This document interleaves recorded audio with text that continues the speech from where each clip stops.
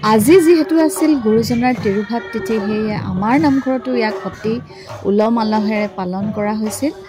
আৰু ময়ো পুৱাই নামঘৰলৈ বুলি গ'লোঁ বন্তি এগছি জ্বলালোঁ তাৰ পিছত আমাক দিছিল চাহ পানী খাবলৈ আৰু চাহ পানী খোৱাৰ পিছতে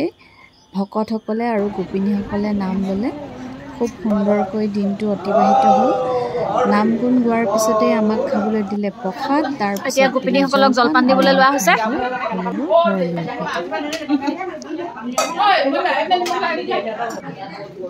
চিৰা জলপান খাই আছে বেছিকৈ খাইছে নে এয়া চব কিমান সৰহ সৰহ খাইছে